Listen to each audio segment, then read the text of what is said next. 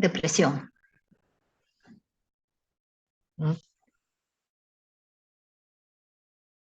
Espero que usted y que puedan hacer las preguntas directamente de su micro.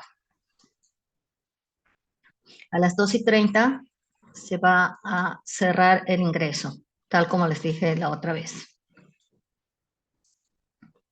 Bien, entonces hoy 10 de junio del 2025 hablaremos de el segundo gran tema en la psiquiatría y es sobre la depresión. Entonces, ¿qué entendemos por depresión? ¿Alguien quisiera participar?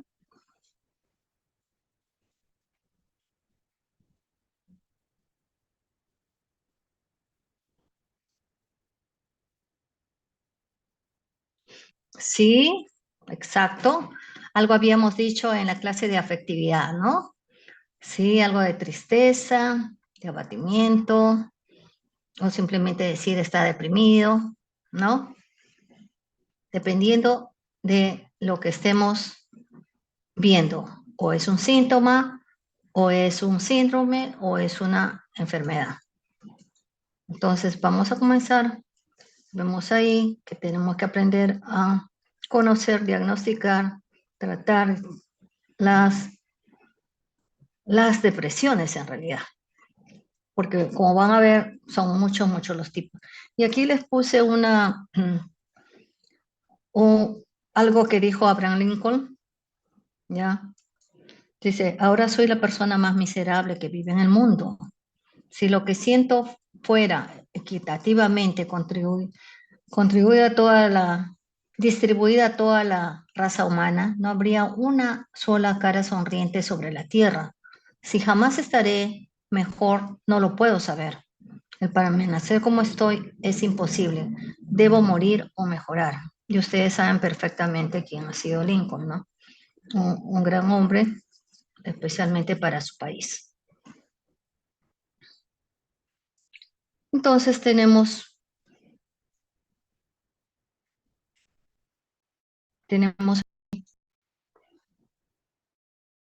las raíces latinas de la depresión. Del latín depresio, que significa hundimiento o presión. Y como les estaba diciendo, ¿no? Es un síntoma cuando decimos estoy deprimido. Es un síndrome cuando estoy deprimido, estoy decaído, me siento sin ganas, nada me da placer, me da angustia, siento culpa, incluso de hasta sentirme así, y no estoy viendo salidas. Mi cuerpo no da, estoy como pesado. Entonces hasta ahí hay un síndrome depresivo. ¿Y cuando se convierte en enfermedad? Cuando ya podemos decir, esto se debe a tal cosa. Y estos son los síntomas. Y esta es su clínica. Y podemos dar, en base a todo eso, un diagnóstico e iniciar un tratamiento. Entonces, ahí tenemos que es un síntoma, es un síndrome y una enfermedad, como ya habíamos dicho, incluso en afectividad.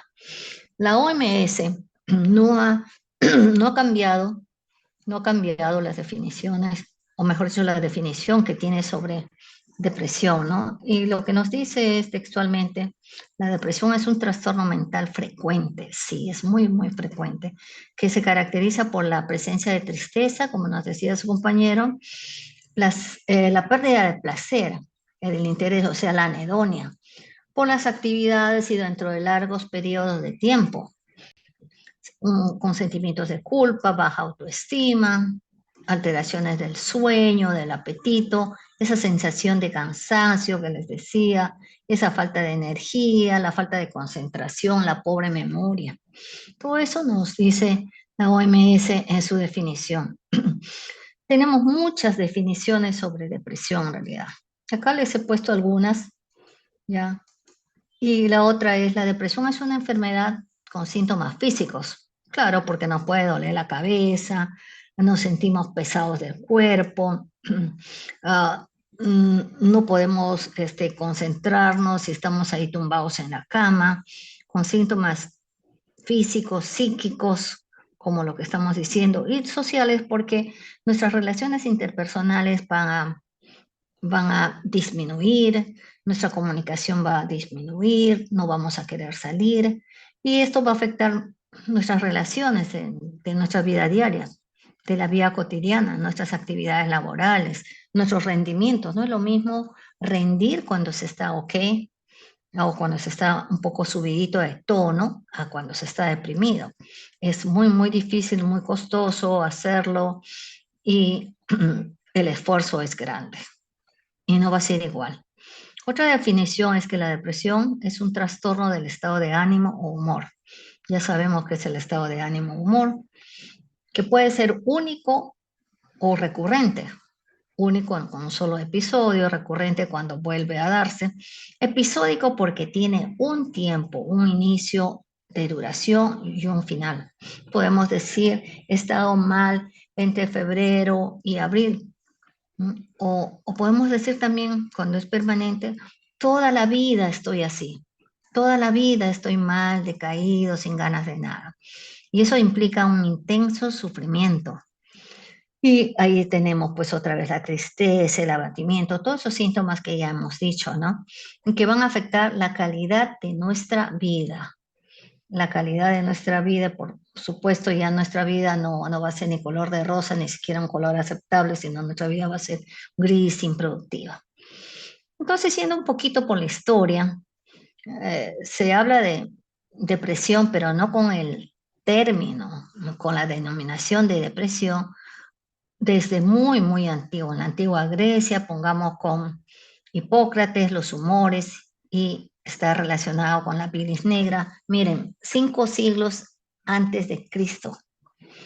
Luego viene Aristóteles, que va a ser el primero que va a ser la monografía de la depresión. Pero una vez más, no hablamos del término depresión. Celso, médico, areteo de Capadocia, perdón, es con una sola A. En el siglo I van a ser ya descripciones de la melancolía, o sea, esa tristeza profunda, muy, muy profunda que viene desde lo más hondo. Años, muchos años después, Robert Wharton va a escribir su libro sobre anatomía de la melancolía, que es una especie de tratado donde se puede decir de los años 1621, imagínense, ya acercándose un poco a estos, ¿no? Sir Richard Blackmore, en 1725, el siglo siguiente, ya acuña el término depresión. Y más o menos desde 1860 el término depresión se encuentra en los diccionarios médicos y desde ahí comienzan los estudios, pero estos estudios no hablan solo de depresión, sino que desde tiempos inmemoriales, desde la época de Aristóteles, se habla de la bilis negra, se habla de la bilis amarilla, relacionándolas con manía, que vamos a ver la próxima clase. Y entonces ahí se van juntando tanto esto de la depresión como lo de la manía, ¿no? Y van los estudiosos desarrollando, pero hoy día nos toca tratar sobre depresión. Entonces, ¿qué vamos a decir? Que la depresión en realidad es una enfermedad. ¿Ya? Y acá tenemos esta gráfica que les he hablado desde que les enseño afectividad, les enseñé afectividad, y donde tenemos la eutimia, que vendría a ser lo normal, ¿ya? Nuestros cambios de humor dentro de lo normal. Y esta tarde lo que nos toca ver es en ese eje de coordenadas hacia abajo, la depresión, diferentes niveles de depresión. ¿Ya? Entonces, todo dentro de lo que es la tristeza patológica. Y creo que sí recordamos lo que es la tristeza patológica, ¿no? Espero que sí.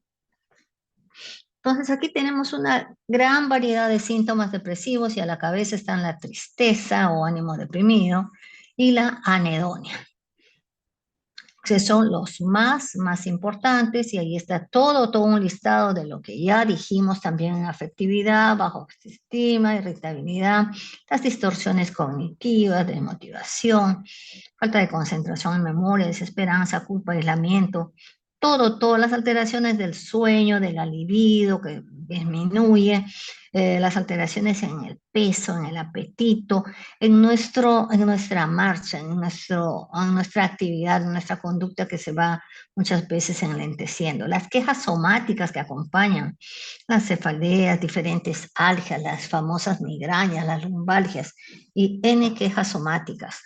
Y cuando estamos viendo un panorama tan gris, tan negro, comenzamos a tener pues ideas de que, carambas, este, ¿vale la pena vivir? Algunos pacientes dicen, la depresión es como estar en un túnel largo donde no se ve entrada, no se ve salida. ¿Ah? Es la muerte lenta de la vida.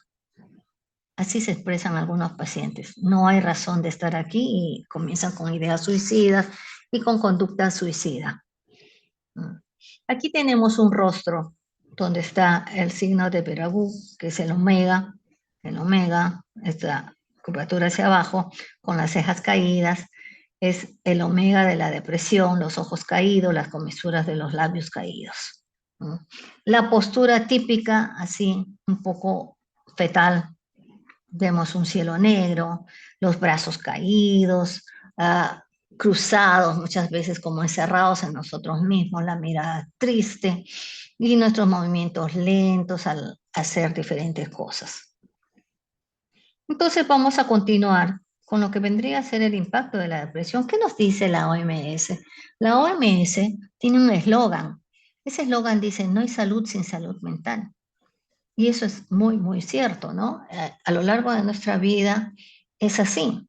Si nosotros, que ya con ustedes estamos en este curso, yo creo que se han podido dar cuenta lo importante que es la salud mental. Sin salud mental no podemos avanzar en la vida. Y es bastante lamentable que el 5% de adultos, toda esta página, toda esta diapositiva es extraída de la OMS y lo más reciente que ha podido poner, aunque OMS y la OPS, Organización Panamericana de la Salud, no tienen muchos datos actualizados. Y si bien esta diapositiva es antiquísima de la época antes de que ustedes nacieran probablemente, ¿ya? Pero es muy útil para poderles explicar. ¿Ya? Entonces, ¿qué nos dice la OMS, no? Que el 5% de todos los alumnos en el mundo padecemos depresión. ¿No? Ahí están, pongamos, 3,8% de la población tiene depresión. Los adultos, en los adultos, las mujeres más que los hombres y los adultos mayores en muy, muy buen número. Y que a escala mundial, en algunas páginas la OMS saca 280 millones de adultos estaríamos afectados de depresión en el mundo. En otra dice 350 millones. Bueno, nos quedamos con esto que es lo que más ha incidido. Y que en los países de bajos ingresos, los países pobres, los de medianos ingresos, donde estamos inmersos, no, 75% no tiene tratamiento alguno. Todo esto es lamentable. De ahí la importancia de este tema, de que siquiera en un curso dentro de toda su carrera puedan llevar estos temas y puedan aprender sobre esto y poder hacer algo por las personas que sufren de depresión. Porque esta no es la depresión de cuando hoy estás con la depresión. No, eso no. Esta es una depresión mucho más profunda, que cala mucho más hondo y que altera la calidad de nuestra vida. También vemos que en las embarazadas y en las mujeres en puerperio, o sea, en posparto, más del 10% sufren de depresión. Entonces, hay que cuidar a nuestras embarazadas. ¿No? Hay que ser soporte, especialmente la pareja. Que hay más de 720,000 suicidios al año y que el suicidio entre los 15 y 29 años es la cuarta causa de muerte en el mundo. Imagínense tanto. ¿Ya? Y en los países con ingresos bajos hay 73% de suicidios. El riesgo suicida es mucho, mucho más que en otras patologías, y llega hasta 20 veces más en la población general. La depresión es tan importante, es un problema de salud pública, ¿ya? Y es la principal causa de discapacidad. ¿Por qué motivos? Porque su inicio suele ser temprano. Vemos niños con depresión. Su impacto es funcional, no nos permite desenvolvernos como debería ser. Es crónico, o sea, es a lo largo de nuestra vida. No quiere decir, dependiendo del tipo de depresión, que todo el tiempo vamos a estar deprimidos, salvo en las permanentes, aunque con altibajos, innegablemente. Y por su recurrencia, ¿por qué? Porque va a volver, va a volver. Y es el 4.3% de la carga mundial general de morbilidad, o sea, de enfermedades. La depresión es costosísima. Si ustedes saben cuánto se paga un psiquiatra, cuánto cuestan los medicamentos, y más cuando no aceptan los productos genéricos. Entonces, los costos directos de la depresión son altísimos, pero los costos indirectos son 7 veces más los costos indirectos, o sea, los costos en la productividad, especialmente en el ausentismo, ¿ya? En la mortalidad por suicidio, y que no van a rendir, pues no van a rendir, y vienen los descansos médicos y todo lo que eso significa, ¿no? Las limitaciones que tiene la persona hasta para poder autosostenerse y autovalerse, ¿no? Entonces ahí tenemos que el costo promedio es 4.2 veces más alto que de cualquier otra enfermedad.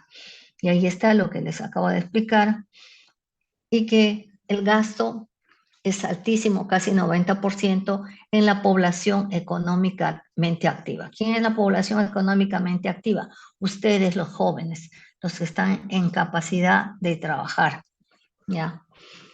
Cada año se pierden millones de dinero. Estos valores en millones innegablemente no están actualizados y ahora deben ser mucho, mucho más.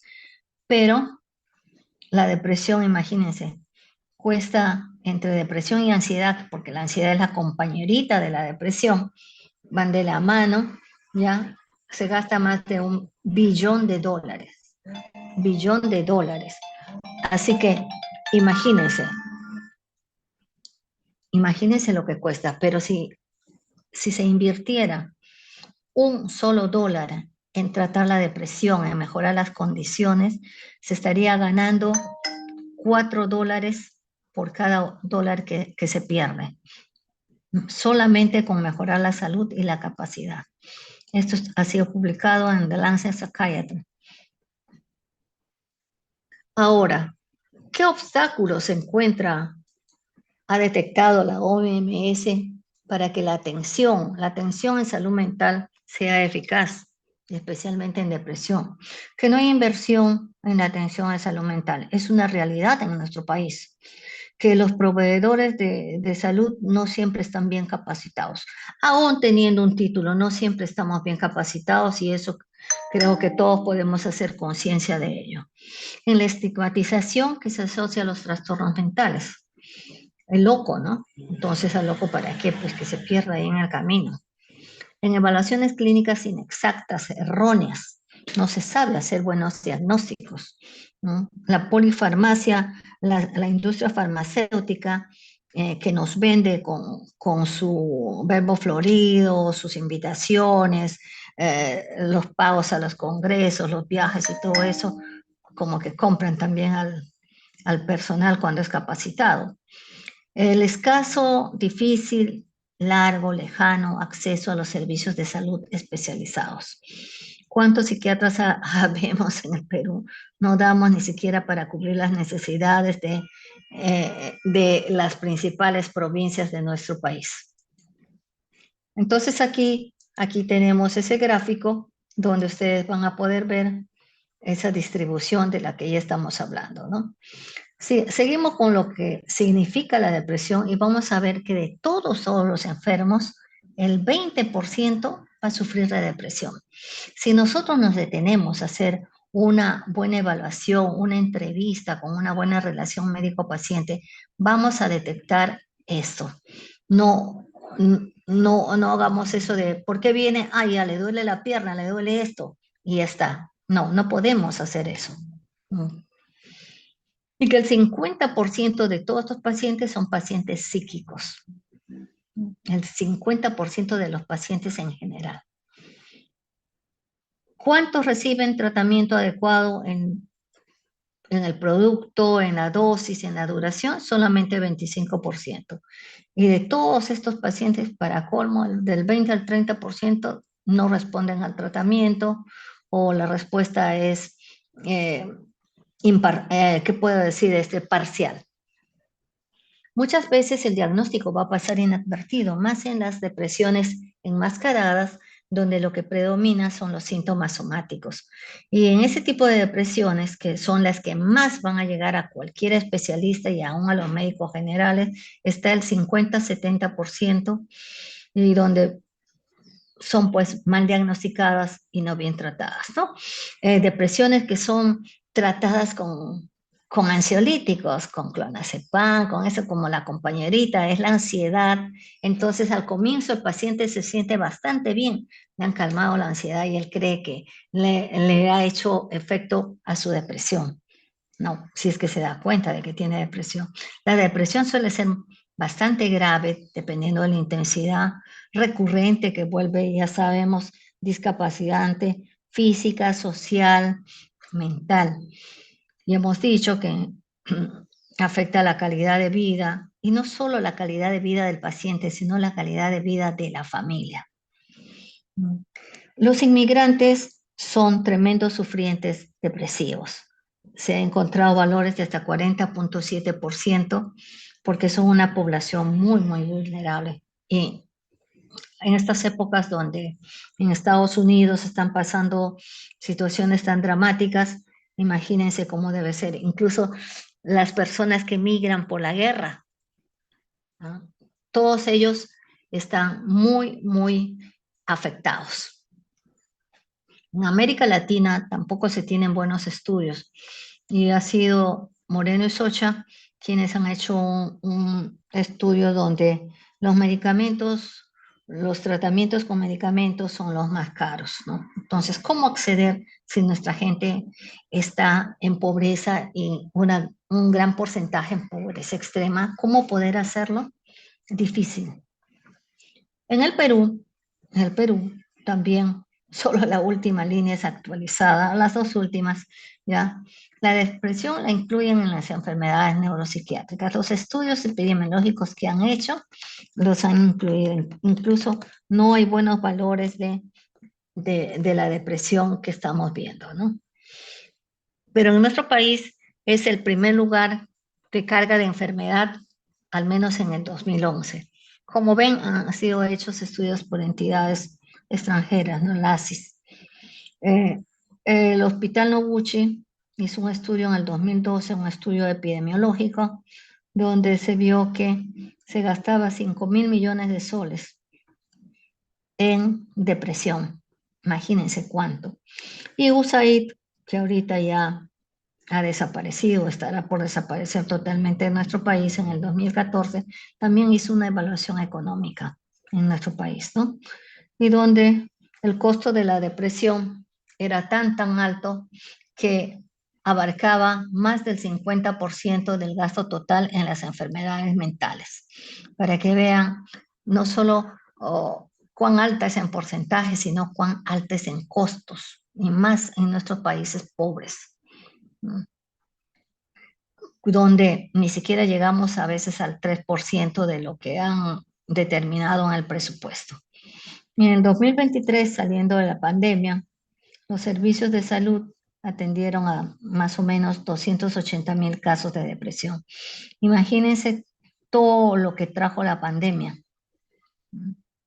y que hasta ahora se ve por las secuelas físicas que les han quedado y que lamentablemente no se está estudiando estadísticamente, ¿no?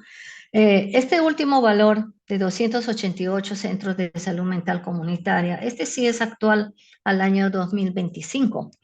Estos son centros que están en muchos distritos de nuestra capital y en algunas provincias del país, donde hay equipos de salud mental, en la mayoría,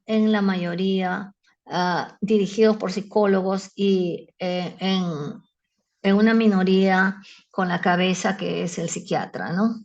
Con todo un equipo que trabaja en eso y que a duras penas funciona, pero hay algunos que están en algunos distritos que gracias a Dios están funcionando excelentemente y dando mucho, mucho apoyo, ayudando a la gente y haciendo incluso labores para que estos puedan recibir atención a través del SIS. ¿Qué más vamos a decir sobre la epidemiología de la depresión? La prevalencia a lo largo de la vida está en 5 a 20%.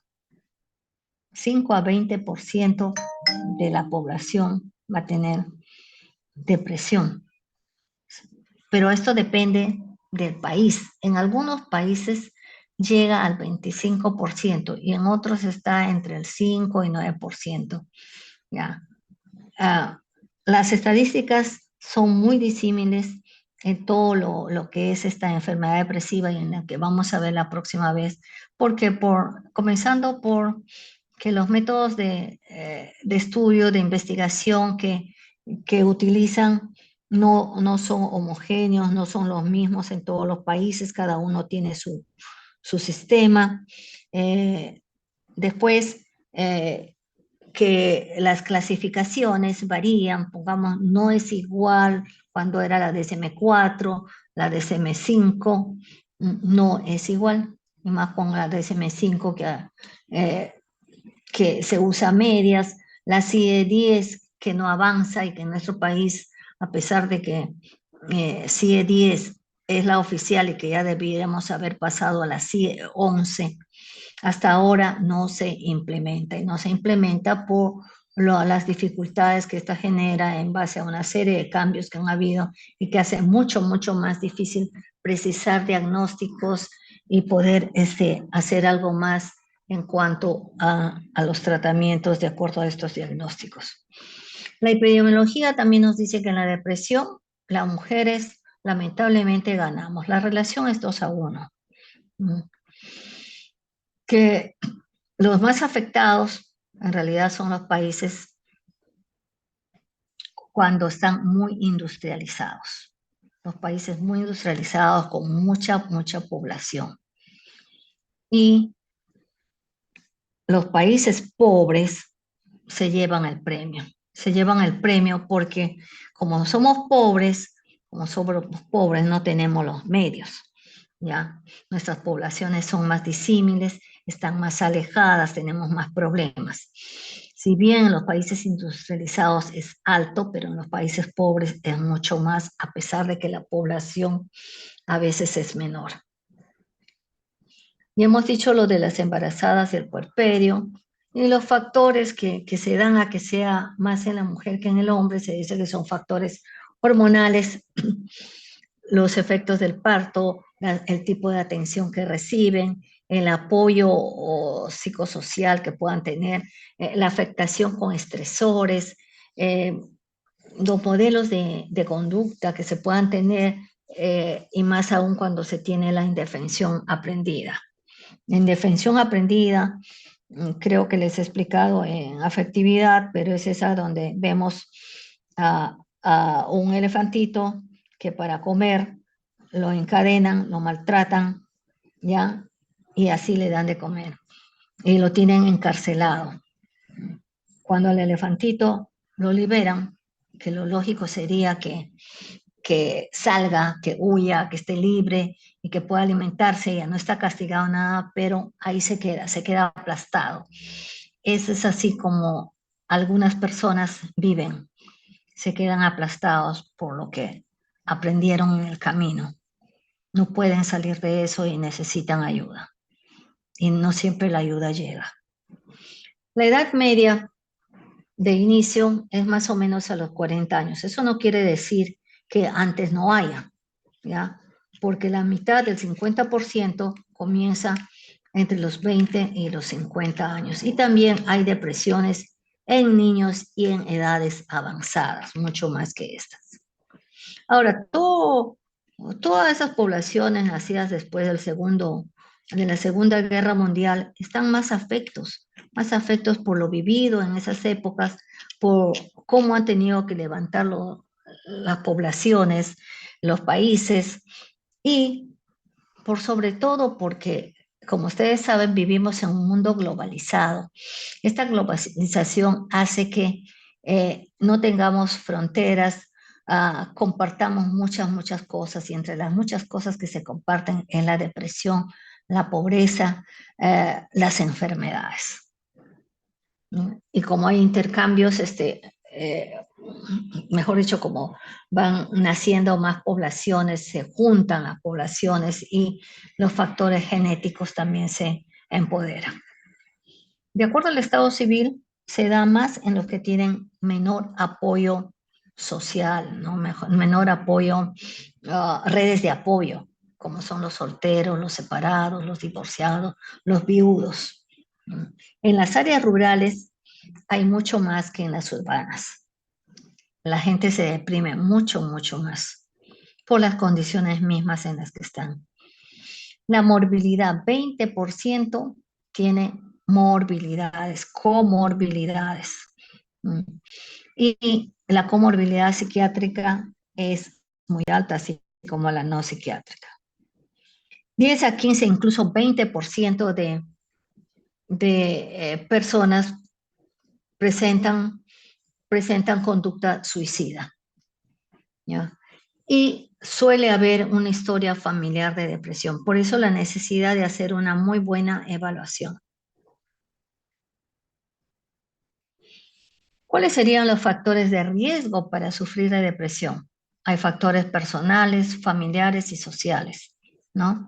Entre los factores personales está pues la edad, que ya hemos dicho, más o menos entre 20 y 50, el sexo mayor en la mujer, el estado civil, lo que tienen pobre soporte social, pobres redes de apoyo, las épocas de embarazo, puerperio y en la menopausia, eh, los que están acompañados de trastornos de ansiedad, los que viven en estrés crónico, los que son consumidores tanto de abuso como de dependencia de alcohol y sustancias psicoactivas, los eventos de vida, los life events, como son traumáticos, eh, eventos vitales muy estresantes que puedan vivir, ¿ya? Y la personalidad depresiva, entre comillas, ¿ya? Que suele ser esas personalidades muy cerradas en sí mismo, eh, introvertidas. Entonces, esos serían los personales. Entre los familiares y sociales están las pérdidas parentales, especialmente en el primer episodio. Ya en los siguientes episodios, cuando es una depresión recurrente, ya no tienen el peso que en el primer episodio. Por eso es que habíamos dicho, ¿no? Que la depresión no patológica del duelo, si este se hace prolongado, si la intensidad no baja, puede devenir en una depresión. Esos son los casos, ¿no? Influye también la separación conyugal, la viudez, la situación económica familiar, las enfermedades crónicas que puedan haber, la violencia intrafamiliar, la agresión en casa, las situaciones de tensión e inseguridad laboral. Ahora que ya no tenemos las épocas donde los trabajadores eran nombrados y ahí estaban hasta la época de su jubilación o hasta cuando quisieran retirarse. No, ahora a veces el tiempo de prueba que les dan un mes, de ahí los despiden, o el tiempo de los 3 meses, o les van renovando el contrato cada 3 meses, elevadas cifras de desempleo. La educaciones también rígidas o muy pobres, muy pobres. Las, la discriminación, la estigmatización y clases sociales bajas. son muchos los factores de riesgo a los que se puede exponer una persona que va a sufrir de depresión. Entonces, ¿cuál sería la etiopatogenia? La etiopatogenia es multifactorial. Y podríamos acá, yo les he puesto etiopatogenia de la depresión primaria. Podríamos separar lo que es la depresión primaria, que es la que nace de uno sin que haya un motivo, una enfermedad que la origine. En la depresión secundaria, por supuesto, hay una enfermedad o drogas que la originan.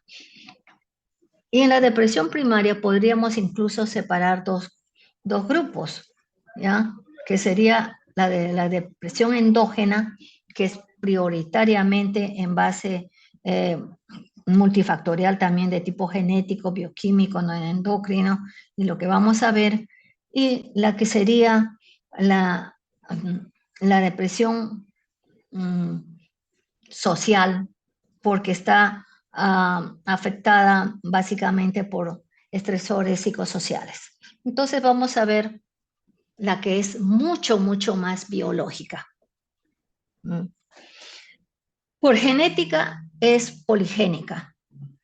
Poligénica y 2 a 6 veces más en los familiares de primer grado. Si el papá o uno de ellos, si uno de los padres tiene supongamos, según los estudios, es más o menos 12 a 13% de posibilidades de que el hijo salga con depresión. Si los dos padres tienen depresión, la posibilidad llega hasta el 50%. Y siendo uno de los padres puede llegar hasta el 25%. Los gemelos monocigotos tienen mayor tasa de concordancia, entre 70 a 90 de tasa de concordancia, cosa que no es así en los mellizos o disigóticos, ¿no? Que es mucho más baja, de 16 a 35. Y cuanto más familiares depresivos hayan, más carga genética va a haber. Ahora, la carga genética por sí sola, ninguno de estos por sí sola es algo que indique que va a haber depresión, sino que hay un factor básico que es el medio ambiente. ¿Ya? Por eso la importancia es génica medioambiental. Otra de las teorías bioquímicas, ahí vamos a tener la desregulación de especialmente 3 neurotransmisores, como son serotonina, dopamina y noradrenalina. Entonces, estos neurotransmisores y sus metabolitos, ¿qué es lo que sucede, no? Tratando de dar una explicación mucho, mucho más sencilla, N veces yo les he dicho, ¿no? Que hagamos de cuenta que una neurona es donde ustedes viven, y otra neurona, pongamos, es la universidad, o las neuronas están así. Entonces, hay una ruta de la casa de ustedes a la universidad, ¿ya? En esa ruta no es que va a faltar, no va a faltar, digamos, el medio, sino que ¿qué sucede, no? En el camino entre su casa y la universidad, se pincha una llanta, hay un atropello, hay un declive que no deja pasar, hay una construcción, hay lo que sea, que impide que lleguen a la universidad donde estarían los receptores. Entonces, eso es lo que pasa, por eso se habla de desregulación, donde la mayoría de veces estos neurotransmisores están disminuidos. ¿Ah? Entonces, eso hace que sean factores para producirse la depresión, para ayudar en la producción de la depresión. Ahí están los neurotransmisores con sus metabolitos activos, que son los que van a medirse muchas veces para poder probar esto. También tenemos otros neurotransmisores como el glutamato, que en el caso del glutamato eso está más exacerbado, mientras en los otros está disminuido, acá está exacerbado el glutamato, ¿ya? También participa la disminución del GABA, el ácido gamma-aminobutírico, la acetilcolina, con sus factores colinérgicos, la glicina, receptores opioides, neuropéptidos, segundos mensajeros, con la proteína G y el AMP cíclico. Entonces aquí tenemos un dibujito de lo que sería la cadena del ADN para la base genética. Aquí tenemos los de la aminas, los de los neurotransmisores, donde fíjense, están ahí, como quien dice, estarían los carritos de salida de la casa de ustedes a la universidad y llegarían solamente unos cuantos. Entonces, en el torrente sanguíneo, en el espacio intersináptico, habría poca cantidad de neurotransmisores que podrían ser captados también en menor cantidad en los receptores de la universidad. Ahora, todo esto, acá tenemos otra imagen donde están los principales neurotransmisores. Cada uno de esos neurotransmisores tiene una función. Entonces, la noradrenalina es la que va a producir por sobre todo una baja concentración, alteraciones en la memoria, el retardo psicomotor, ese cansancio. Y como está disminuida, eso es lo que produce, porque si no, ustedes saben, la noradrenalina es activadora. Hay una baja de energía. En la serotonina, más bien se van a alterar los impulsos, puede haber agitación. ¿Ya? Y todos esos tienen un componente emocional y en el humor, en cuanto a lo depresivo. ¿Ya? Y la dopamina vamos a tener la pérdida del placer, o sea, la anedonia. Entonces, todo esto está relacionado y estos círculos concéntricos son importantes. ¿Por qué? Porque cuando tenemos un paciente deprimido delante de uno tiene que pensar, escuchando la historia clínica, haciendo una buena entrevista, tengo que ir viendo cuáles son los neurotransmisores que están más afectados, para que de acuerdo a eso yo pueda prescribir los antidepresivos que también vamos a ver en clases posteriores. Ahora, como todos estos van a actuar, no se quedan ahí, sino que se ponen en contacto con el, el sistema hipotálamo hipofisario adrenal. Entonces, incluso incluye la tiroides y vamos a ver que esto influye muchísimo y vamos a tener mayor actividad en ese eje hipotálamo hipofisario adrenal. Pero esto va a dar lugar a que haya hipercortisolemia. La hipercortisolemia es un factor importantísimo en la depresión. Va a haber la baja regulación de la hormona estimulante de la tiroides y de la hormona de crecimiento. Entonces, todo eso va a influir. Y esto va a influir todavía mucho más en que la neurona normal tiene como una cabellera de las dendritas, del axón, de las conexiones que va a tener. Tiene como una cabellera amplia, ¿ya? ¿Y qué sucede? Sucede que con la depresión esa cabellera se va perdiendo. ¿Ah? Pero ahí, por eso la importancia de los tratamientos, ¿no? Los antidepresivos, ¿qué es lo que van a hacer? Son neuroplásticos, neurogenerativos y van a hacer que la neurona pueda recuperarse, incluso que pueda haber crecimiento de más neuronas. Mientras que con la depresión va a haber apoptosis y el factor el protector del cerebro, el BNDF, va a disminuir siendo la depresión una enfermedad neurodegenerativa, ¿ya? Entonces, con los antidepresivos, como quien dice, va a recuperar su cabellera. Y aquí lo vemos en esta imagen donde tenemos aquí una poca cabellera y después, o cuando está normal, está con una cabellera mayor la neurona, ¿no? Todo esto se va a ver en cambios neurofisiológicos y neuroanatómicos. Vamos a tener un hipocampo chiquito, una atrofia del hipocampo, de la cortical y de la subcortical que va a dar lugar a que haya un ensanchamiento, un crecimiento de los surcos y los ventrículos laterales y el tercer ventrículo.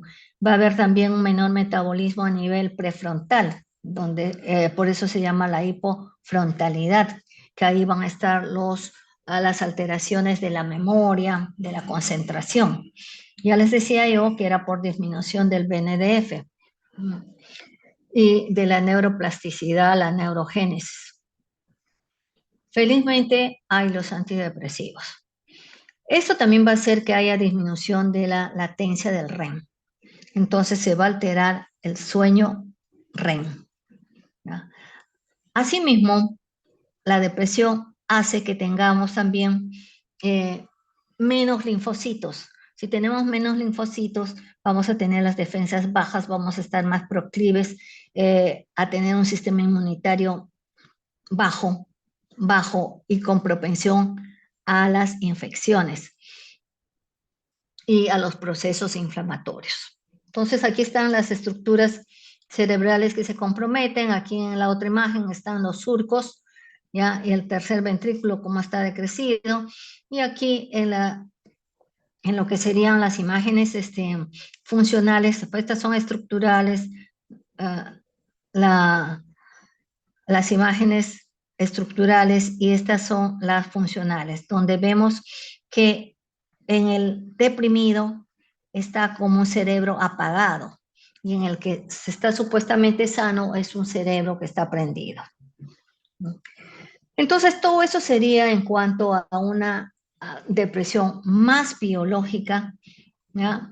Y menos con factores psicosociales, pero no quiere decir que no estén ahí inmersos, sino que predomina eso. Entonces, dentro de la depresión primaria tenemos esa depresión que tiende más a lo neurótico por la afectación de los factores psicosociales que vendrían a ser los conflictos, la vulnerabilidad al estrés, el ambiente muy dañino, la desesperanza aprendida que ya dijimos, o la indefensión, ¿ya? Los trastornos de personalidad, todo eso que va a afectar y va a coadyuvar para que la depresión esté más en su punto. Todos acontecimientos que van a deteriorar nuestra vida, ¿no? Y acá les ponía la imagen de José María Arguedas, donde escribió en una de sus cartas, ojalá alguna vez, si es que ya no lo han escuchado, puedan escuchar los diálogos, las cartas de Arguedas, donde en una de ellas dice, faltando 2 días antes de su muerte, antes de su suicidio, me retiro porque ahora siento, he comprobado que yo no tengo energía e iluminación para seguir trabajando, es decir, para justificar la vida. Su depresión era tan grande que se suicidó. Entonces vamos a la etiopatogenia de la depresión secundaria. Esto aparentemente es mucho más sencillo. Se debe a enfermedades y a consumo de drogas psicoactivas y medicamentosas.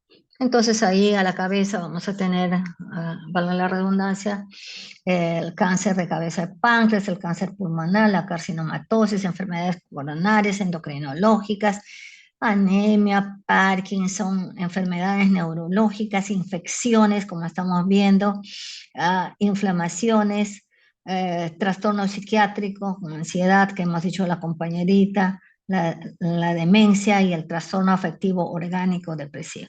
El dolor crónico, esos dolores que son neuropáticos. Entre las drogas vamos a tener desde los AINE, alcohol, las drogas psicoactivas, diuréticos, estrógenos, oncológicos, los anticonvulsivantes, carbamazepina, los barbitúricos, las benzodiazepinas. Entonces, todo esto sería en cuanto a la etiopatogenia.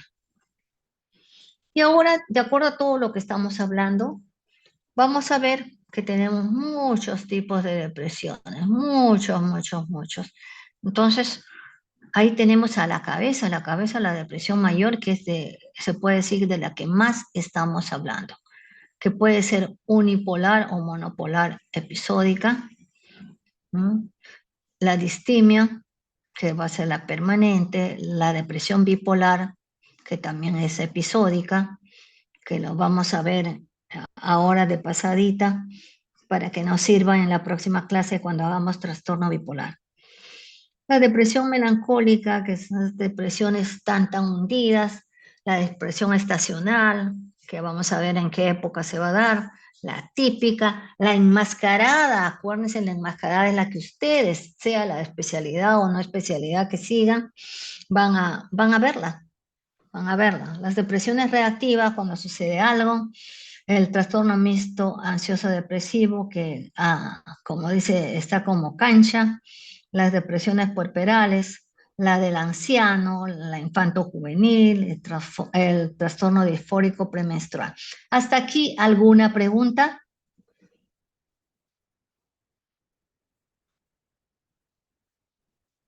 Todo claro, doctora. Muchas gracias. Bueno, por lo que veo cada vez asisten menos. Tenemos las clasificaciones. La clasificación oficial es la CIE 10.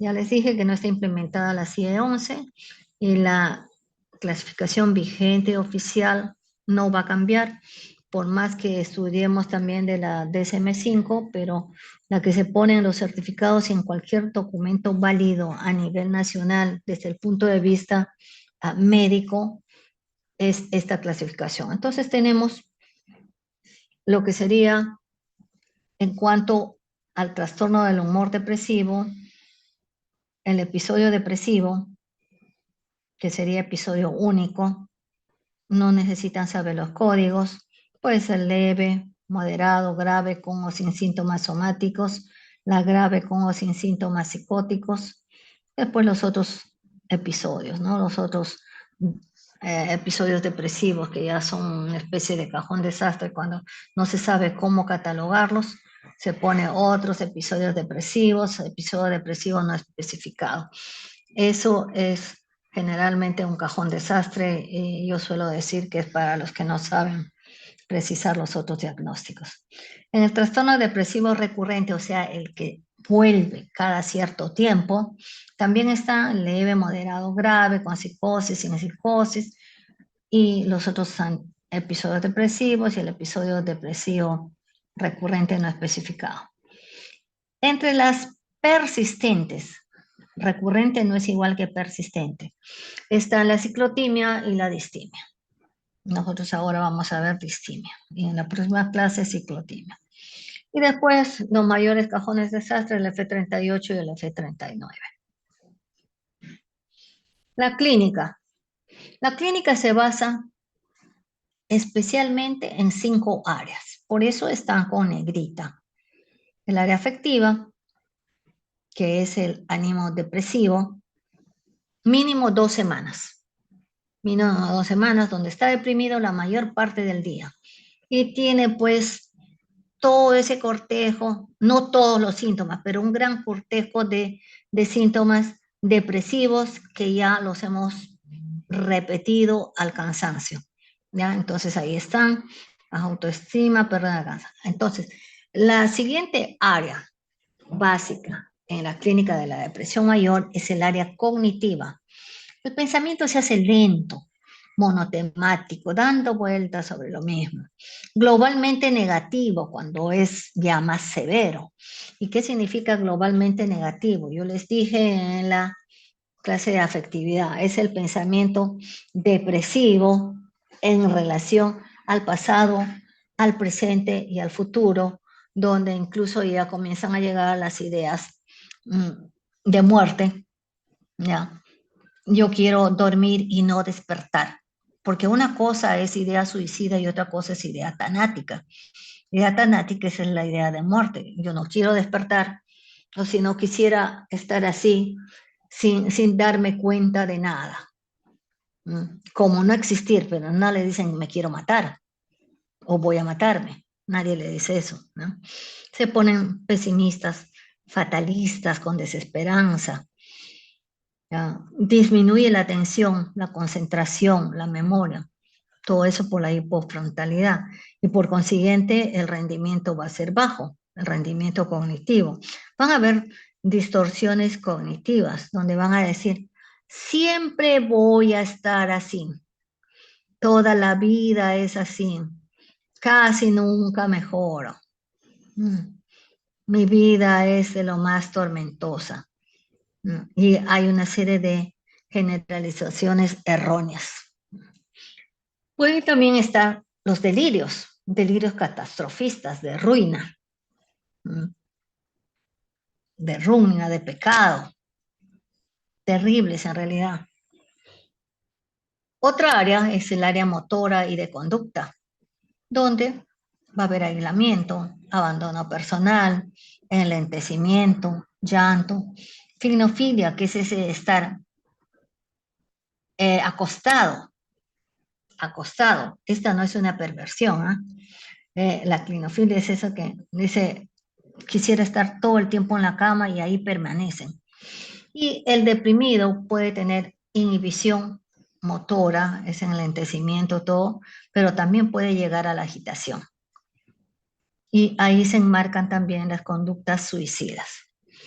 La cuarta área es la del ritmo biológico, la alteración del ritmo biológico. Tenemos como un relojito en nuestro organismo y donde deberíamos dormir en la noche. ¿Y qué sucede en ellos, no?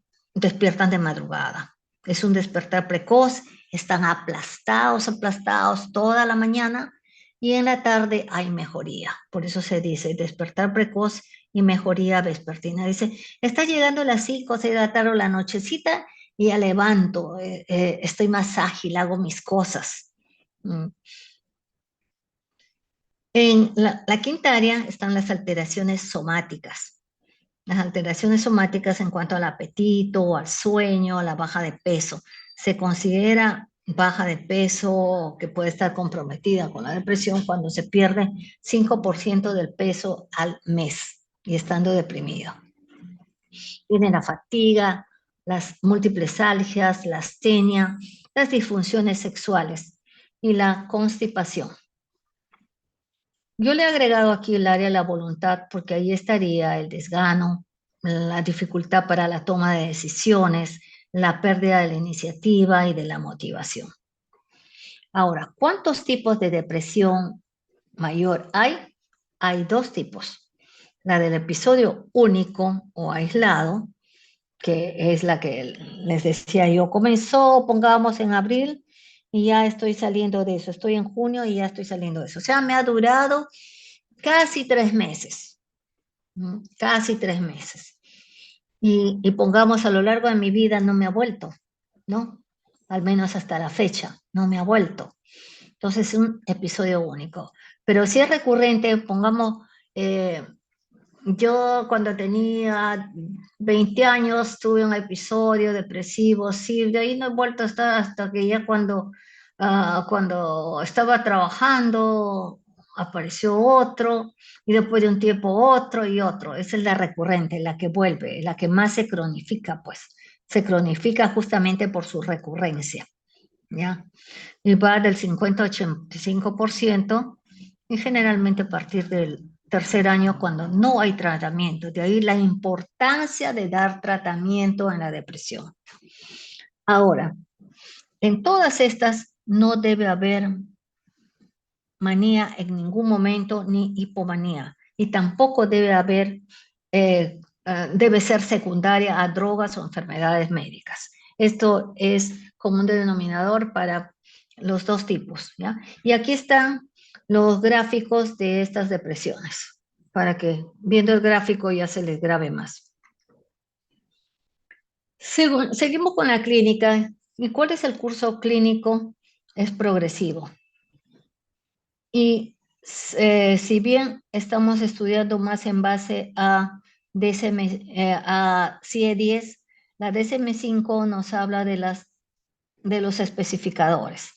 Ellos no son como CIE-10 que dice trastorno depresivo, episodio depresivo único, grave, sin psicosis o con psicosis. No, ellos hablan de especificadores. Entonces, especificadores psicóticos congruentes o no con el ánimo. O sea, si la psicosis está de acuerdo al estado de ánimo o si no está de acuerdo al estado de ánimo, porque algunos incluso tienen síntomas paranoides y no de tipo depresivo, de tipo catastrofista. El especificador con síntomas melancólicos, donde la dama principal es la anedonia, ¿no? El despertar precoz, la baja ponderal, la culpa profunda, es muy, muy endógena. Los melancólicos son muy profundos, muy endógenos, muy de dentro, ¿sale? Y no hay factores psicosociales en ellos, no tienen nada que ver con lo psicosocial. Las que van con síntomas catatónicos, entonces ya imagínense un depresivo que se va poniendo no solamente lento, sino que se va poniendo tieso, ¿no? Y los con síntomas atípicos, pongamos la sobrealimentación, la hipersomnia, la ansiedad severa. De acuerdo a los niveles de gravedad, la depresión mayor puede ser severa según el cuadro, ¿no? Su severidad es lo que va a mandar.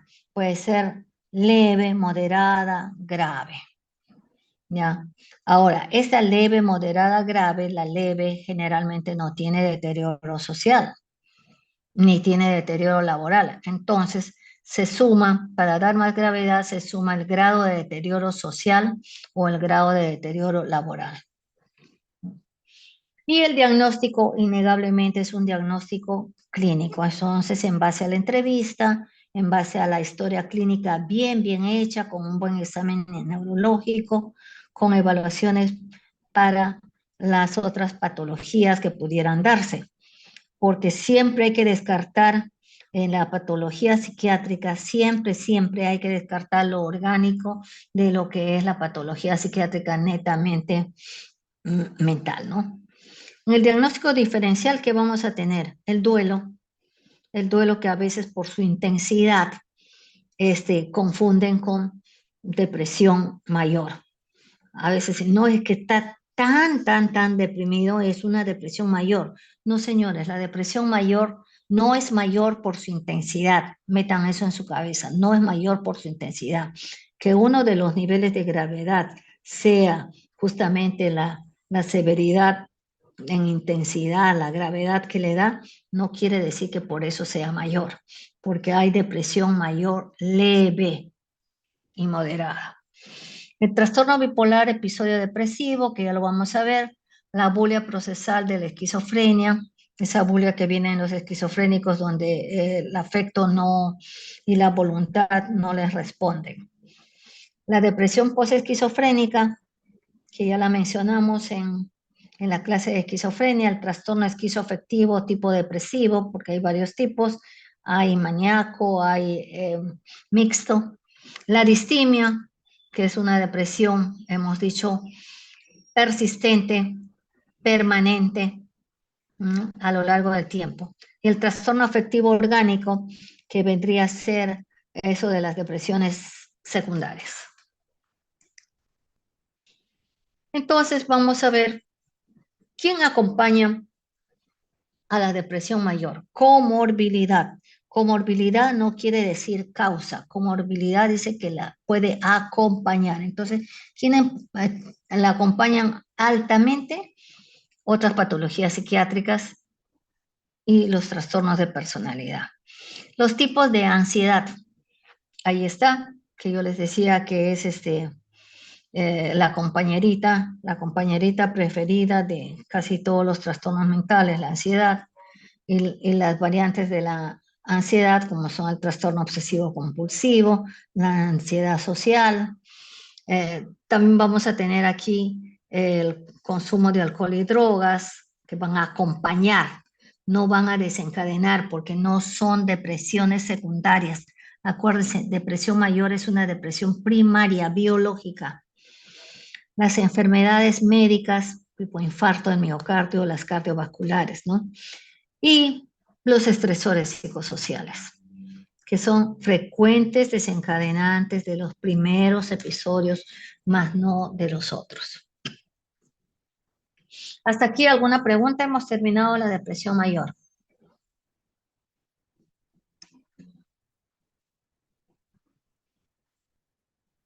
Muchas gracias. Vamos a ver ahora la depresión permanente. La depresión que es así, como está en este gráfico, largo, largo, largo, por lo menos 2 años, por lo menos 2 años en el adulto y por lo menos 1 año en el niño, imagínense, en la infancia. Y es esa depresión donde se dice que tienen un humor perturbado, feo, fastidioso, un humor enfermo, disfórico, altamente disfórico. Esos vinagros, esos ácidos que viven siempre quejándose, malhumorados, ¿ya? Esos son los distímicos. Los que están ahí se quejan de todo y cuando van a los consultorios lo que más quieren es su descanso médico en realidad de todos los pacientes, yo digo, me agota cuando tengo distímicos porque se queja de tantas y tantas cosas que a veces parecen tan elementales cuando uno los confronta, ¿ya? Y son depresiones incompletas, menores, como se dice, ¿no?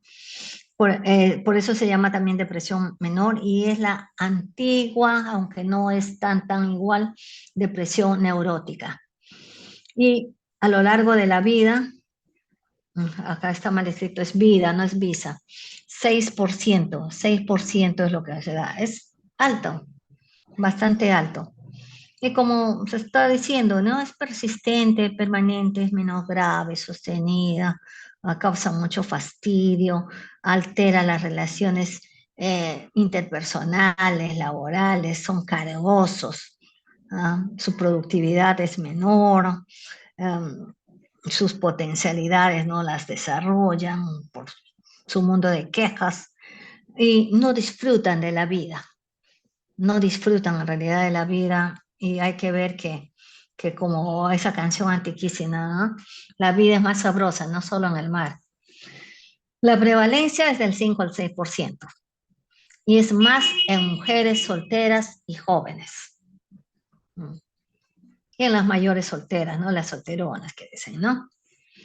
Es insidiosa, o sea, comienza de a poquitos, es gradual, puede comenzar en la infancia o en la adolescencia. Y estas depresiones, a diferencia de la depresión mayor, no deberían hospitalizarse. Rara es hospitalización y más que nada por conductas suicidas que puedan hacer o porque ya son tan poco manejables en su casa, están hastiados a veces con ellas que en forma particular buscan una hospitalización.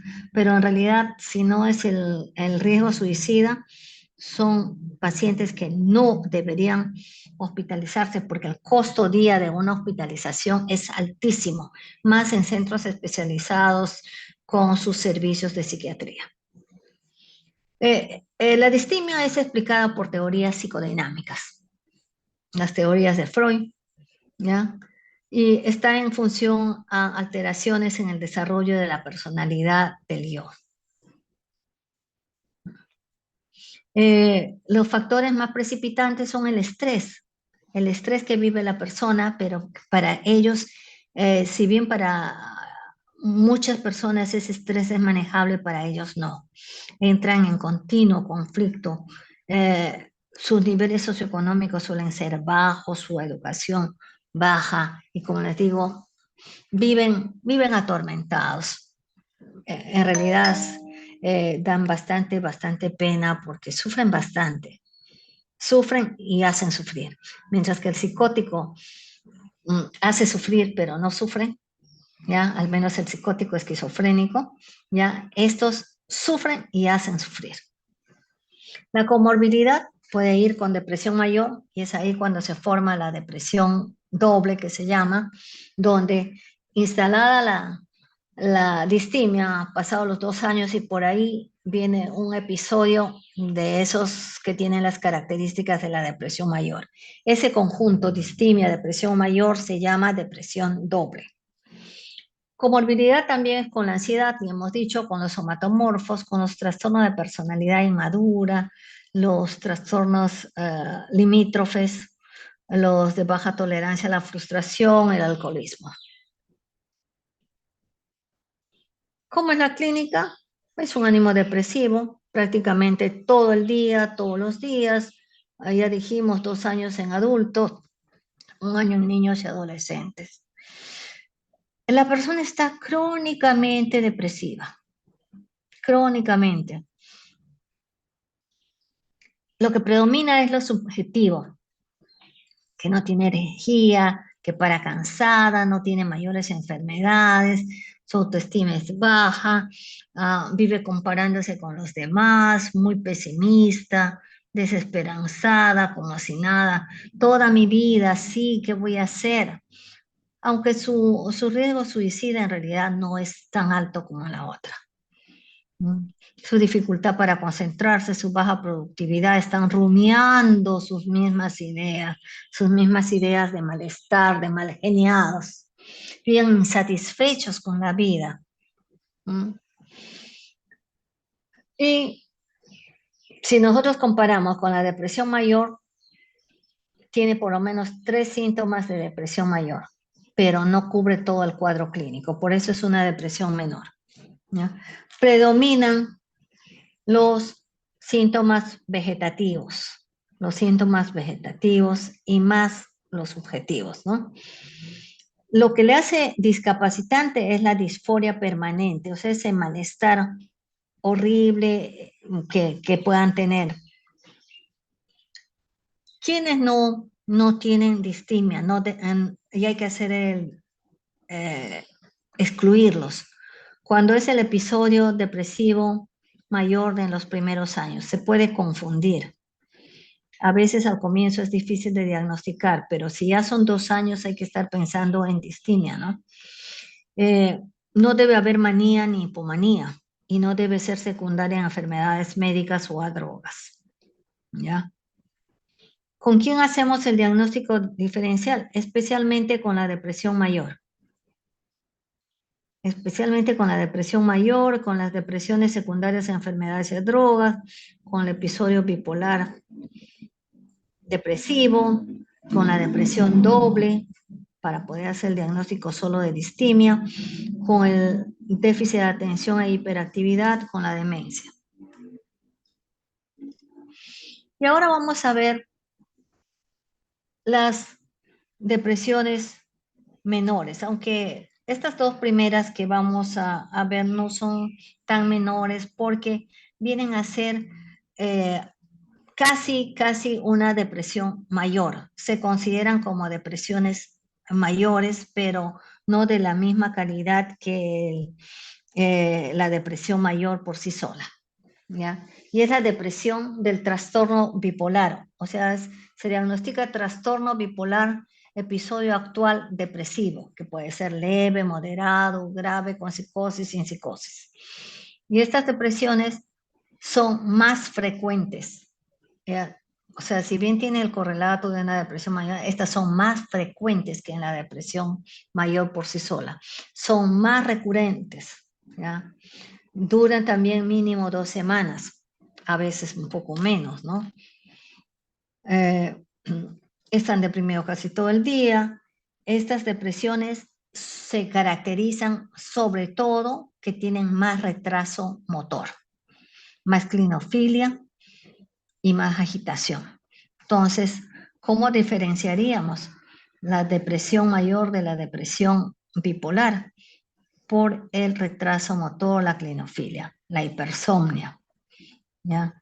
Son un poco más precoces que la depresión mayor, comienzan más o menos a los 25 años, son muy frecuentes en el posparto, o sea, en el puerperio.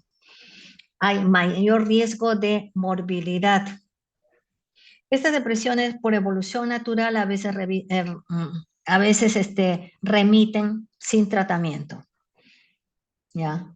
Y son las que mejor respuesta tienen al litio, porque el litio, ya vamos a ver más adelante en la próxima clase, tiene efecto en la depresión. Es uno de los pocos eutimizantes antimaníacos que tiene efecto sobre la depresión.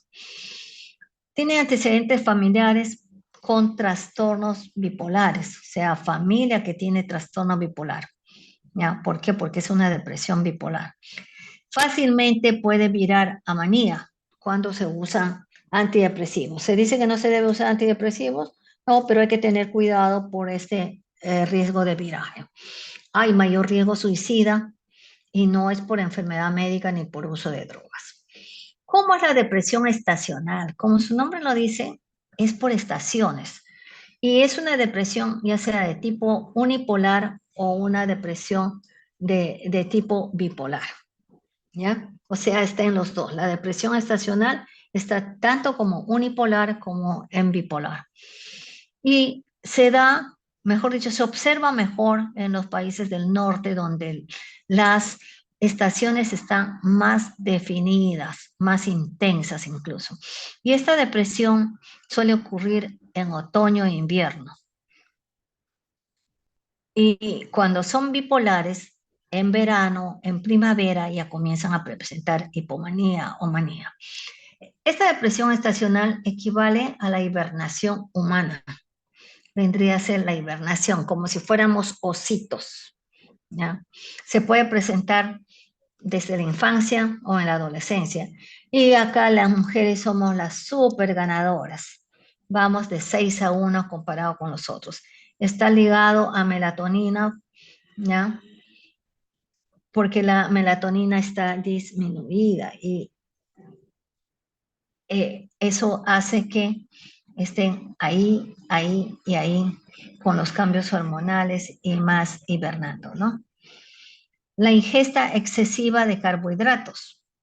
Les da por comer muchos carbohidratos. Y el chocolate. Ustedes se han dado cuenta que muchos de nosotros, especialmente las mujeres en invierno, comemos mucho chocolate. El chocolate es una especie de antidepresivo, tiene efectos antidepresivos. ¿Y cómo mejoran estas depresiones estacionales? No solo con el tratamiento, sino con las luces. Uno de los mejores tratamientos es la fototerapia en los países del norte. En los trabajos o en las casas los pintan totalmente de blanco, con lunas grandes, ventanales grandes, por donde entra la luz natural, ¿ah? Y los hacen sentar junto a la ventana. La iluminación tiene mucho que ver en la depresión estacional. Otro tipo de depresión, y quizás la más importante para cualquier especialidad o médico general, es la depresión enmascarada o larvada. Esta es una de las más subdiagnosticadas, ¿ya? La parte depresiva se ve muy poco, o sea, es poco evidente, no es que no haya, sino que es poco de observarse. El 50%, incluso hasta el 70%, dicen algunos, no se diagnostican. ¿Y qué tienen como equivalentes depresivos? O sea, como reemplazantes de lo que no hay en cuanto al humor depresivo. Algias, múltiples algias. El cuerpo pesado, como si tuviera plomo en el cuerpo, medio rígido. Las parestesias en la cabeza, las extremidades, prurito genital, cansancio, anergia, astenia, fatiga de la vida, así lo dicen. La disfunción eréctil, la frigidez, náuseas, vómitos, colon irritable por la quiebra. Entonces ustedes van a ver una gama de síntomas físicos no psiquiátricos o síntomas eh, no físicos, pero o que no son psiquiátricos, ¿no? Como es, pongamos, esa anergia, ¿no? Entonces ellos van de médico en médico, van como si fueran a visitar al médico y se hacen múltiples análisis como si fueran hipocondríacos, sin serlo, ¿ah? Y todos son inútiles, pues todos son, no es que los médicos sean inútiles, sino que las pruebas resultan inútiles. Y le llaman también el doctor shopping, ¿no? Como que se va de compras donde el doctor. Es frecuente la lexitimia porque no pueden expresar y la aprosodia. No pueden expresar ni verbalmente, ni con gestos, esas cosas muchas veces, lo que están sintiendo. Ellos están sintiendo deprimidos por lo que viven o cómo viven y todo eso, pero lo que dicen, no, es que me duele la cabeza, es que tengo migraña, es que tengo lumbalgia, es que tengo esto, que tengo lo otro, ¿ya?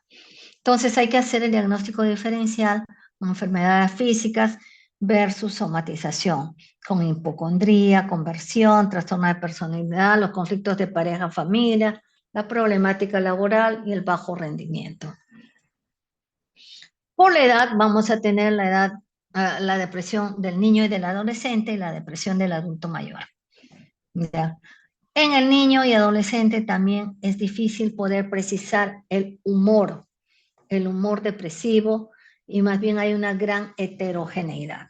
En los niños va a haber fobia escolar, mucho rechazo, muy pegados a los padres, el absentismo, bajo rendimiento escolar y académico. Ah, en los adolescentes va a haber abuso de sustancias, conductas antisociales, promiscuidad sexual, la fuga del hogar. Y estas cosas se deben más que nada a cambios en la familia. ¿Mm? Acá van a tallar muy importantes los factores genéticos y ambientales. A veces por ahí hay familiares depresivos, ambientes muy difíciles, ¿ya? Y van a tener muchos síntomas somáticos vagos, difusos, tampoco son precisables, ¿no? Entonces es un poco difícil a veces diagnosticarlos porque son pequeños y uno tiene que traducir lo que están sintiendo. ¿Qué pasa en el adulto mayor? En la población general es altísima su incidencia, ¿no? Y a partir de los 45 años. Suele ser tardía, pero el componente depresivo a veces no se ve.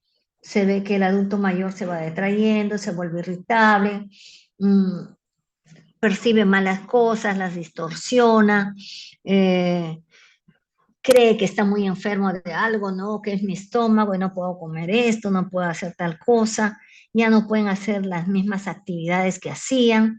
Y esto es como quien dice el anuncio, el preludio de un proceso orgánico cerebral o de una reacción vivencial al entorno familiar.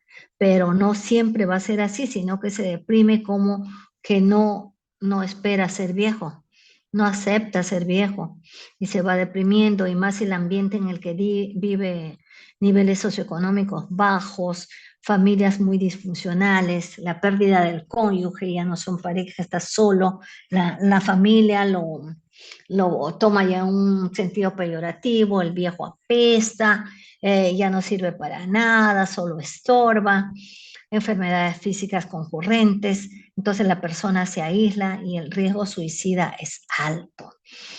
¿Con qué tenemos que hacer el diagnóstico diferencial? Con la pseudodemencia. Esa falsa demencia que puede haber. ¿Por qué? Porque se ve deterioro cognitivo, pero esto es por la depresión, ¿ya? Entonces, cuando es depresión y no hay demencia, sino que es una falsa demencia, nosotros le damos los antidepresivos y ellos van a salir de eso. Entonces no están demenciados, están deprimidos. ¿Ya? Entonces el mayor diagnóstico diferencial es con pseudodemencia. ¿Qué va a pasar en la mujer? Oh, las mujeres, este tema está lleno de mujeres. La tensión premenstrual, dicen, uff, ya las mujeres con su tensión premenstrual o su disfórico premenstrual es que están con el mes, están con la fecha, están con eso, y todo por cambios hormonales, ya, cambios hormonales. Si ustedes se fijan, los porcentajes son altos. Cuando ya hay bebé, pueden surgir lo que se llaman los blues o disforia postparto, la melancolía maternal que es pequeñita, dura 2, 3, 4 días, están muy lloronas, muy malhumoradas, eso se ve con mucha frecuencia en el postparto, ya, pero es cortísima y les pasa. Pero ¿qué sucede después? Después puede haber, no es que sea una secuencia, porque esto se presenta solo, o si no puede después volver, después de la melancolía maternal, puede presentarse lo que es la depresión puerperal o postparto, que está en 10 a 20% de mujeres. Se presenta desde la segunda semana postparto, puerperio, hasta más o menos el sexto mes. ¿Ya? No necesariamente en la segunda semana, en cualquier momento entre los 6 primeros meses. Y son por alteraciones hormonales, factores psicosociales, estresores psicosociales, falta de apoyo de la pareja, indefensión de la madre, el niñito enfermo, o la madre pierde interés por el niño, se siente culpable e inútil para con su hijo, se vuelve obsesiva con la salud del niño.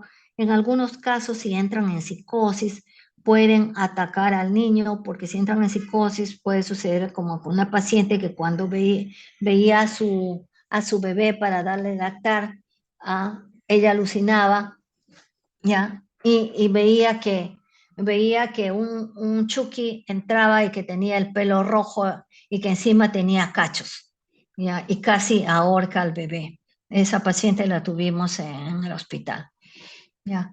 Los factores de riesgo ya son las de bajo soporte en mujeres a partir de los 25 años, ¿no? Problemas de pareja, de lactancia y todo. Y la depresión en el climaterio. Este es un factor hormonal que es muy transitorio, que se soluciona con estrógenos, también porque algunas mujeres aún en estas épocas se sienten muy minimizadas, que dejan de ser mujeres, son mujeres anticuadas en realidad, que con su baja de estrógenos piensan que ya no sirven como mujeres, y como hay tanta sociedad machista, bueno, ya está pasadita, dice, ya no, ya está tía, está choclona, ya no sirve. ¿Mm? En el trastorno mixto ansioso depresivo, como ven, hay muchísimas depresiones. Es un ánimo disfórico, casi como la enmascarada, pero con mucha ansiedad y por sobre todo de un mes de duración. Sin embargo, ustedes van a ver poner diagnóstico F41.2, que es el trastorno mixto ansioso depresivo, por años. Y eso no es así, eso ya es otra patología. La prevalencia es muy alta. No pueden concentrarse, tienen alteraciones del sueño, se fatigan con facilidad, tienen poca energía, muy preocupadas, ¿ah? Son muy lloronas, y los síntomas son por sobre todo vegetativos. Hay mucha desesperanza. Mm, La mujer se siente bastante disminuida y vive anticipándose a lo peor. Es bastante neurótica. ¿Qué tenemos acá? La depresión psicótica. O sea, es una depresión que se desconecta de la realidad. Va a tener alucinaciones, delusiones.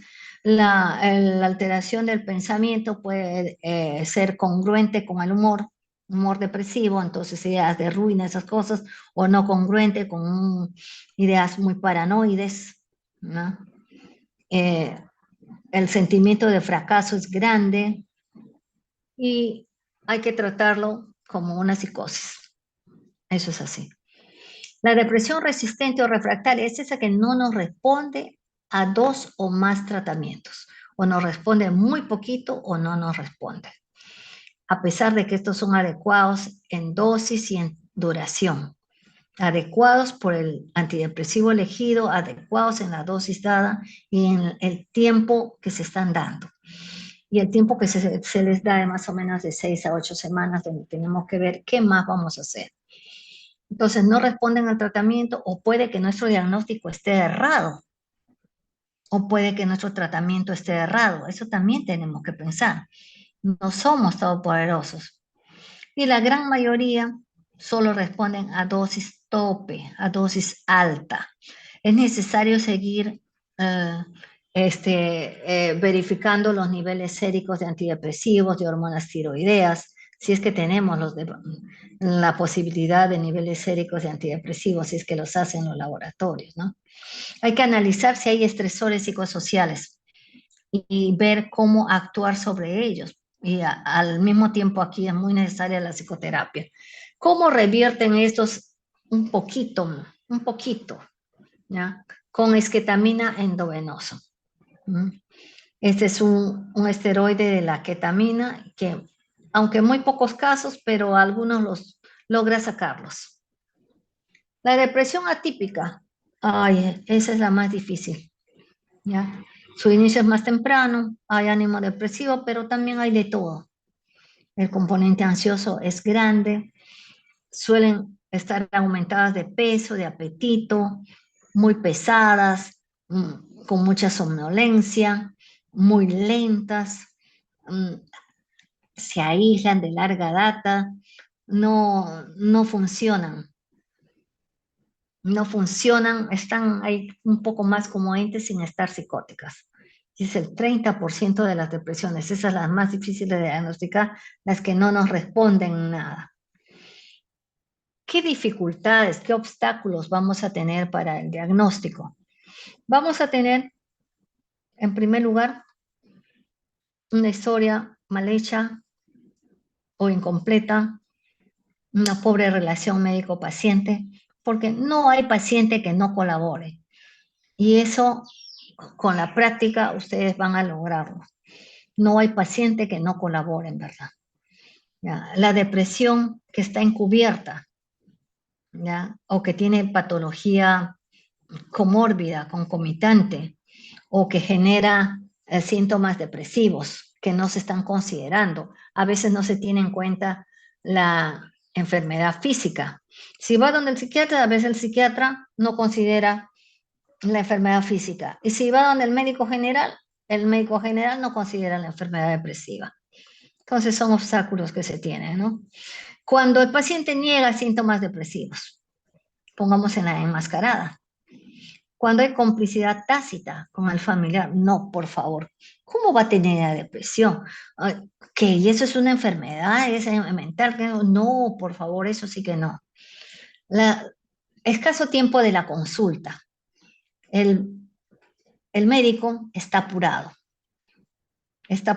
y con decirle, a ver, ¿qué siente? Ya está, o ¿por qué viene? ¿Qué le pasa? Es terrible eso, ¿no? Y muchos, y se disculpen los que van a hacer cirugía, pierden ese contacto con el paciente, no solamente delante del paciente, sino hasta con la historia, porque escriben dos, tres palabras y con unas letras ilegibles. Incluso resulta ilegible por la cantidad de siglas que ponen cuando se hace, cuando se escribe en la computadora.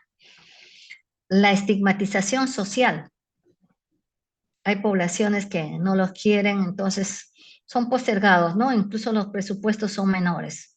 Los presupuestos en salud son bajos y los de salud mental son bajos o muy mal empleados. La falta de recursos, recursos tanto del paciente para acudir y que pueda ser diagnosticado como del médico. Su conocimiento. ¿Cuántos saben de estas cosas? ¿Cuántos saben para poder derivar y cuántos saben dentro de su especialidad? ¿Ya? Entonces, por una educación médica inadecuada, escasa, deficiente, por parte de quienes nos brindan el conocimiento y por parte de uno mismo. El temor a preguntar aspectos psicológicos. Claro, yo cómo voy a preguntar, pongamos cómo voy a preguntar es sexual. ¿Cómo lo voy a hacer? Uy, no, eso no, está muy difícil. ¿Ya? ¿Cómo voy a preguntar si tal vez eso lo está deprimiendo? La relación con su pareja. Entonces, son obstáculos para hacer el diagnóstico. Entonces, ¿cómo vamos a hacer esto? Ya hemos dicho que el diagnóstico es estrictamente clínico, la exploración clínica básica es la historia, directa, completa, indirecta con familiares, la detección del riesgo suicida, eso es importante, y hacer una evaluación física con una evaluación neurológica minuciosa. El examen mental completo y detallado. Ahora, ¿podemos diagnosticar con exámenes auxiliares? Podemos, pero qué pobreza del facultativo que hace un diagnóstico por estas cosas, ¿no? Si esto es clínico. Entonces las pruebas psicológicas, aquí están el inventario de depresión de Beck, de escala de Montgomery-Ashburn, escala de Hamilton-D, Hamilton Depression, escala de Sum-D, el MMPI, el MINI, Asset Faces, el PHQ, PHQ-9, que una vez en una de esas grandes clínicas utilizaron el PHQ-9 para hacer una evaluación masiva que atraía pacientes porque todo era gratis, estuvieron como 3 o 4 horas y de ahí jalaron cualquier cantidad de pacientes para sus consultorios. Eso es un robo. La escala de depresión de la depresión infantil, la escala de valoración de depresión infantil, revisada, que hay que hacerlo en niños. Pruebas de laboratorio, las pruebas de rutina, las pruebas de tiroides, la hormona tiroidea, el test de supresión de dexametasona, que no va a suprimir ni en los deprimidos. Ya les he dicho las hormonas tiroideas, si se puede dosar los metabolitos de los neurotransmisores, el test de latencia REM, ¿ya? Estudios de neuroimágenes estructurales y funcionales, como la TAC, la resonancia magnética, el SPECT y el PET, emisión de positrones, el otro de protones. Entonces, ¿quién debe asumir el tratamiento? ¿Quién debe hacer cargo del tratamiento? La mayoría de veces la van a tener que hacer ustedes, a no ser que deriven al psiquiatra, ¿no? Entonces, ¿cuáles tienen que ser los objetivos? En primer lugar, eliminar o disminuir los signos y síntomas. Con esto, dando el tratamiento, lo que tengo que hacer es restablecerlo a su nivel de rendimiento lo más normal posible, la recuperación funcional. Y en tercer lugar, evitar que recaiga. Restablecer la recuperación funcional perdón, aquí es evitar las recaídas, promover la adherencia y también tratar la enfermedad de fondo. Este es un esquema que es utilizado por la Asociación Psiquiátrica Mundial, por la OPS, por la Organización Mundial de la Salud y está aceptado. Entonces aquí vamos a tener la depresión, las fases de tratamiento. La depresión tiene fase aguda, fase de continuación, fase de mantenimiento. La persona está normal, la persona se enferma, comienza con síntomas, hace el síndrome y aquí está ya mal. ¿Y qué sucede? Le damos tratamiento. En la fase aguda le damos tratamiento, le damos por 6, 12 semanas a una dosis que va de menos a más y si logramos 50% de mejoría, se llama respuesta. Entonces, ¿qué es la respuesta? Es la mejoría en 50%. Si esto sigue mejorando y llega al 100% de mejoría, o sea que se recupera, ¿ya?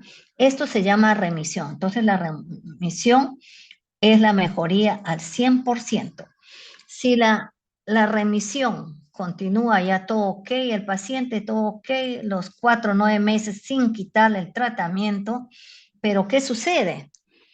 En esta fase que se llama recuperación, entre la remisión y antes de cualquier recaída, perdón, se pueden dar recaídas, se pueden dar retrocesos. Fíjense, después de la mejoría del 50% y antes del 100%, puedo tener un retroceso, volver a 50%. O en este periodo, después de la mejoría 100%, puedo tener otra recaída. Puedo tener recaídas porque es una enfermedad recurrente. Entonces, si no he tenido recaídas o si he salvado las recaídas, ya voy a entrar a la fase de mantenimiento. Y en la fase de mantenimiento me puedo mantener, como dice su nombre, mucho, mucho tiempo. Pero yo no debería dejar el tratamiento. Acá se cumple un año. Entonces, después de la fase aguda y de continuación, yo debería dar por lo menos un año más de tratamiento de mantenimiento. ¿Por qué? Porque en esta fase después de la recuperación con el mantenimiento, yo puedo tener un nuevo episodio. Entonces, el nuevo episodio se llama recurrencia, ¿ya? O puede haber una respuesta incompleta a tratamientos. Si esto se ha hecho continuo y pasa más de un año, ya estamos en la cronicidad. Y hemos entrado a la cronicidad cuando ya llegamos a más de un año. ¿Ya?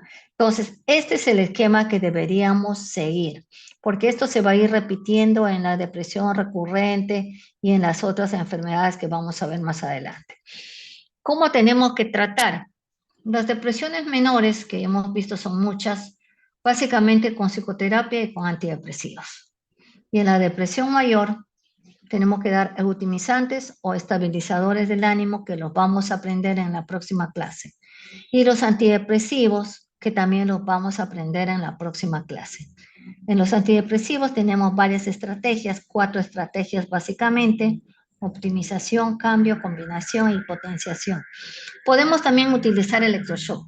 Y el electroshock lo podemos usar hasta en la puérpera y hasta en la embarazada porque es de menor riesgo que cualquiera y es de altísima buena respuesta, especialmente en riesgo suicida y en la psicosis, en los fracasos farmacológicos, cuando hay contraindicación en la terapia medicamentosa, en la desnutrición grave. Ahora, ¿vamos a tener antipsicóticos que actúan a nivel de la depresión? Sí, tenemos antipsicóticos, especialmente quetiapina, olanzapina y aripiprazol. Tenemos psicoterapia, especialmente la interpersonal y la cognitivo-conductual. Después ya tenemos mindfulness, psicodinámica, las terapias de familia. Tenemos los potenciadores de la depresión, antidepresivos. Potenciadores antidepresivos como son las hormonas tiroideas y los estrógenos. Y tenemos estos dos tratamientos más nuevos, ya que son básicamente físicos, la estimulación magnética transcraneal y la estimulación cerebral profunda, que en la actualidad, en este año 2025, están dando muy buenos resultados en cuanto a la depresión, pero son tremendamente costosos. Otros tratamientos son la fototerapia, la deprivación del sueño, la estimulación del nervio vago, los ácidos grasos como omega 3, los aminoácidos tipo triptófano, las vitaminas, la acupuntura, el hipérico, hierba de San Juan. Tenemos muchos, pero son totalmente coadyuvantes estos otros. Los cambios de estilo de vida y por sobre todo la psicoeducación, siempre, siempre en todos, como ven, la psicoeducación es indispensable. Acá tenemos los antidepresivos, los SIR, los inhibidores de la recaptación de serotonina, noradrenalina, antidepresivos tricíclicos, inhibidores de recaptación de dopamina, los NASA, los IMAUS y otros antidepresivos. Los potenciadores antidepresivos que los vamos a ver en otra clase. En el curso y pronóstico, la depresión puede remitir en 3 o 5 meses, incluso espontáneamente por evolución natural. Pero esa evolución natural muchas veces no se da y además la depresión es horrible y merece tener tratamiento. Los episodios que no son tratados generalmente duran de 6 a 13 meses. La recurrencia va del 50 a 80% y es mucho más alta si hay una distimia, o sea, si hay depresión doble. ¿Ah? Se quedan con síntomas residuales el 20 a 35% y de 10 a 15% de suicidio consumado en trastornos afectivos mayores.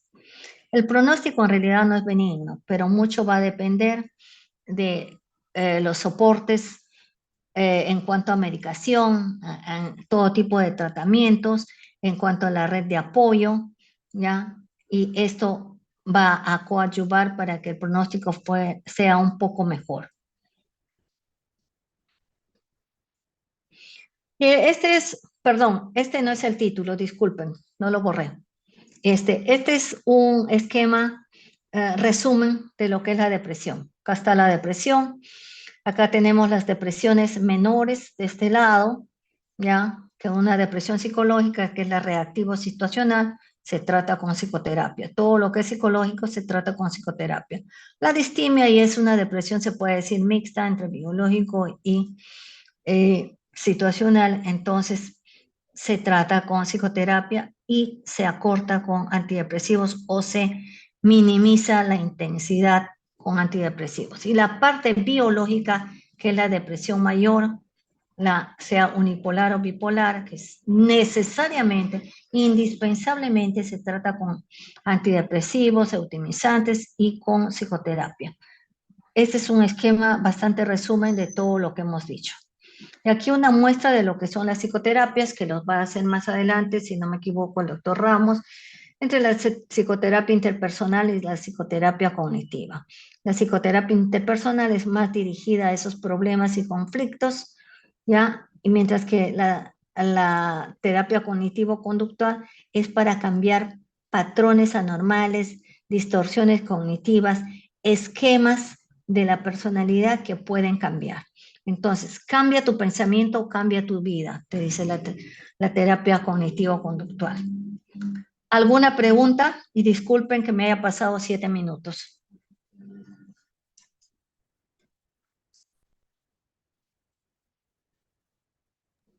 Todo claro, doctora. Muchas gracias. Gracias a ustedes, gracias por su atención.